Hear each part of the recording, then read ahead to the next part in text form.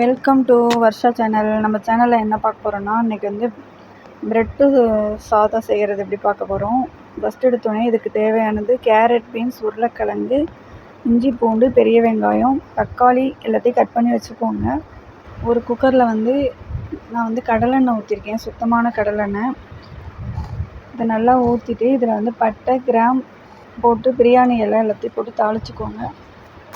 அதுக்கப்புறம் இதில் தாளிச்சிட்டு பெரிய வெங்காயம் சேர்த்து வதக்கிக்கோங்க. தக்காளி சேர்த்துக்கோங்க. தக்காளி, பச்சை மிளகா சேர்த்துட்டு அது மேலேயே பெரிய வெங்காயம் சேர்த்து வதக்கிட்டு இதிலே இஞ்சி பூண்டு பேஸ்ட்டு நல்லா போட்டு பச்சை வாசம் போகிற அளவுக்கு கலந்துக்கோங்க. அதுக்கப்புறம் தக்காளியில் வந்து உப்பு போட்டு நல்லா வதக்கிக்கோங்க.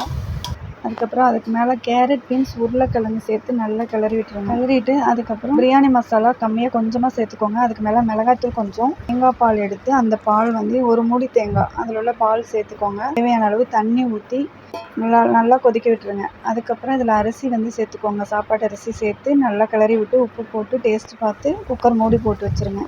ஒரு பேன் எடுத்து வச்சுக்கோங்க. அதில் வந்து ப்ரெட்டை வந்து ஓரத்தில் கட் பண்ணிவிட்டு நான் நல்லா பீஸாக கட் பண்ணி எண்ணெயில் பொரித்து இதிலே சேர்த்துக்கோங்க. ப்ரௌன் கலராக ப்ரெட்டு பொரிஞ்சதும் இதில் சேர்த்து நல்லா கிளறி விட்டுருங்க. சூப்பர் டேஸ்ட்டாக இருக்கும். நீங்களும் செஞ்சு பாருங்கள். நம்ம சேனலை ஃபாலோ பண்ணுங்கள், லைக் பண்ணுங்கள், ஷேர் பண்ணுங்கள். தேங்க்யூ.